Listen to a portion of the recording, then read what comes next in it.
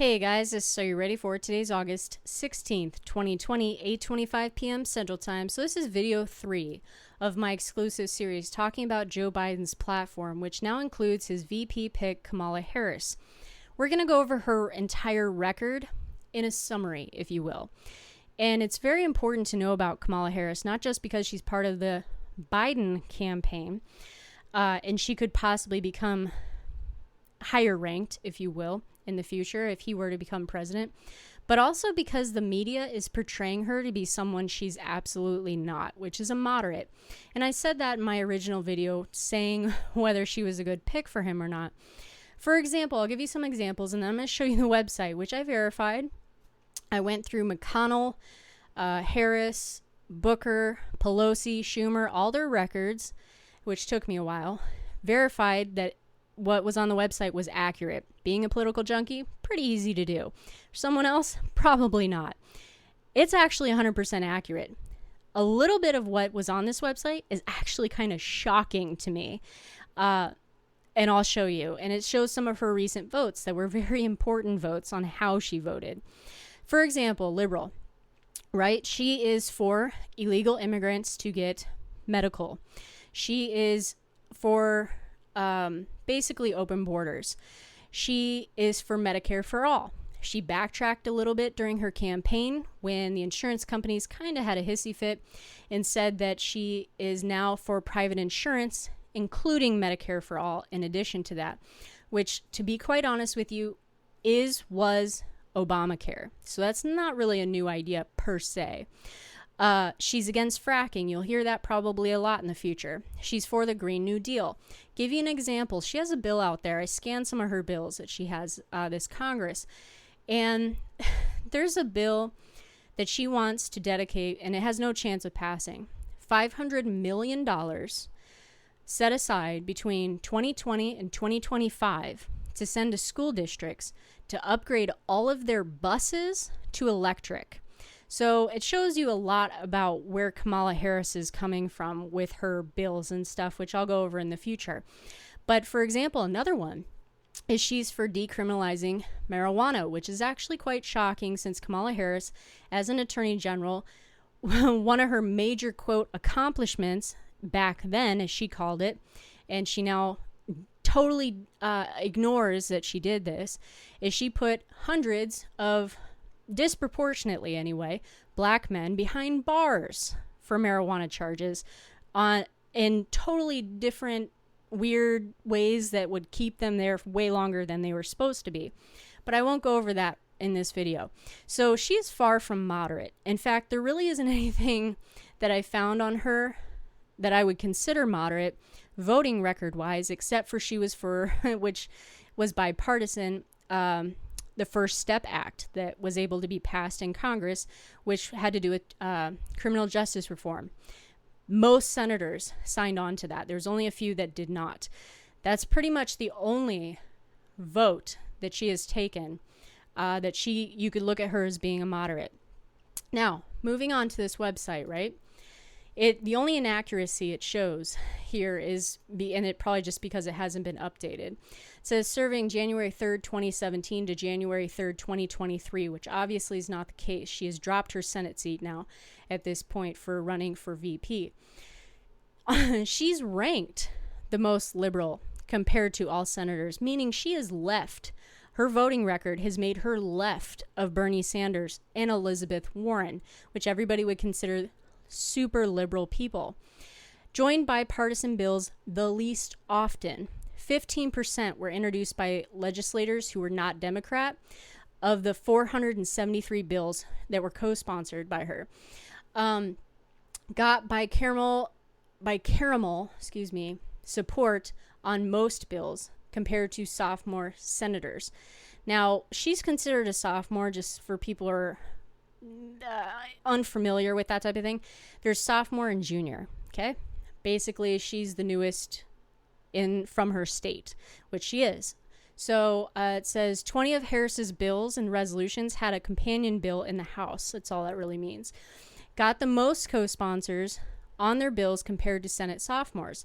So out of Harris's resolutions and bills, 377 co-sponsored in 2019, secured co-sponsors in an important part of getting support for a bill. Although having more co-sponsors does not mean that bill will get a vote, which only one of her bills that was part of a bigger package actually came through. All of hers have died in committees. Held the fewest committee positions compared to Senate sophomores. Harris held 0 leadership positions, 0 committees, and 0 subcommittees. Kind of odd, to be quite honest with you. Introduced the second most bills, which was kind of impressive. But again, only one kind of went through, and I'll tell you why. Harris introduced 54 bills and resolutions in 2019. She's ranked the second top leader compared to Senate sophomores. What that means is she has a higher score. It says here, a higher score shows a greater ability to get co-sponsors on bills. That's all that means, is she was able to get more co-sponsors on her bills, which makes her a leader in the Senate. They should have actually said this differently. It said like second top leader regarding legislation or something like that, because her leadership role, as you saw, committee positions and whatnot, she's far from it. Moving on, was the third most absent in votes. I was shocked by this and I verified it. Harris missed 61.9% of votes, 265 of 428 in 2019. Got their bills out of committee second least often compared to Senate sophomores. Got bipartisan co-sponsors, third fewest bills compared to Senate Democrats. Co-sponsored the 8th most bills. She did hop on to a lot of resolutions and bills. Got influential co-sponsors, the 13th most often compared to all senators. 9 of Harris's bills and resolutions in 2019 had a co-sponsor who was a chair or ranking member of a committee that the bill was referred to. Laws enacted was 1. That particular bill had to do with disaster aid and had basically 99% chance of passing. Once the House had passed their version, the Senate passed their version, they reconciled the two bills in conference, came back and officially passed it. It really had no chance of not passing. It was just she was able to introduce the bill first. So kudos to her for that, but it was not a surprising move. So then there's additional notes or whatever. So if you go to her main page, it says Senator for California and whatnot. She's now on Joe Biden's campaign. So they have updated a little bit.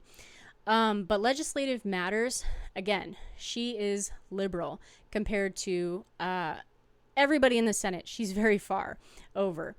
It says here, I'll show you these tell you the bills she sponsored. Area issues. Public lands and natural resources, 19%. Criminal and law enforcement, 17%. Health, 15%. Immigration, 13%. Taxation, 12%. Environmental protection, 9%. Labor and employment, 9%. Civil rights and liberties, minority issues, only 6%. So these were some of the bills she recently put up, which have no chance of passing, so I won't go over them. Her voting record, these are the key votes. As they say, key votes. These are the major votes that she took her stances on. Some of them are very inappropriate, if you will. The nomination for Spencer Box III for Alabama to be the board member of directors, 72 people, which would be 72%, voted to confirm this person. She was in the 22 that did not. That happened May 8th, 2019. The Consolidated Appropriations Act 2019, this was agreed to by 83 people. She was part of the 16 that said no. Consolidated Appropriations Act keeps the government running. Unfortunately, they're supposed to do individual bills, but they seem to do continuing resolutions all the time. Again, First Step Act, she said yes on. It's 87-12. She said yes on the Agricultural Improvement Act of 2018. Now, these nay votes are very important to know about. She said no to the further extension of Continuing Appropriations Act 2018 for defense, for Sustained Care Act, a lot of important things that passed that day. She voted no on making further continuing appropriations act for fiscal year 2018. So she's against all the funding and would have shut down the government, period, had she been kind of in the majority. So she voted no on Mark Esper, of Virginia, to become Secretary of Army. So Secretary of Defense, Mark Esper, she voted no on. He was confirmed 89-6. Okay. She voted no on, let's see, where's the important one? Rod Rosenstein, the Deputy Attorney General, a while back, I should say. He was confirmed 94-6, and she voted no on him. Those are some important, key votes that made very detrimental or good, depending on how you looked at them, outcomes, okay? She missed votes from January 2017 to August 2020.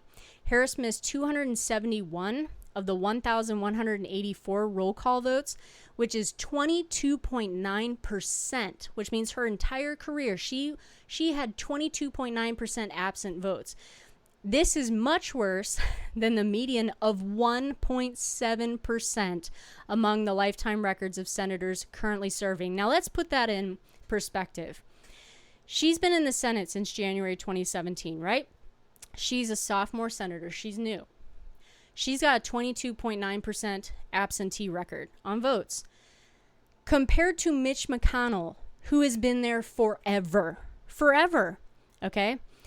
He has less of a percentage of missing votes than Harris does, okay? Schumer, same thing. These people have been in Congress, should say, Senate, for decades, and they have more of an attendance, if you will, in Congress than she has in, 3 years. That's shocking. And when I looked through to see, well, you could say she missed some of the votes because she was campaigning. That's actually highly incorrect. Yes, some of these missed votes are because she was campaigning. Majority of them, were not when she was campaigning at all. During the campaign, Democratic primary, there were not too many votes taken in the Senate, especially for major things, because there were so many senators running for president at that time. There was Klobuchar, it was Harris, Booker, Elizabeth Warren, Sanders, and I think there's a sixth one in there that I cannot remember. And that's those 5 alone. That's a lot of votes to get off of a bill that needs to pass. And I know that doesn't seem like a lot out of 100, but it can make or break something easily because of the makeup of the Senate. So she was basically, you could nail her down as voting no on anything that was considered even bipartisan, as you saw. But on controversial stuff that, like Kavanaugh, she obviously voted no on. She was very, very interesting during the Kavanaugh situation. She actually led the anti-Kavanaugh movement, okay? So she's not the moderate person the media is portraying her to be. I will give you this website so you can look it over yourself and even look up your own senators or representatives from your state. This is Are You Ready For It? Take care, guys. Have a great day.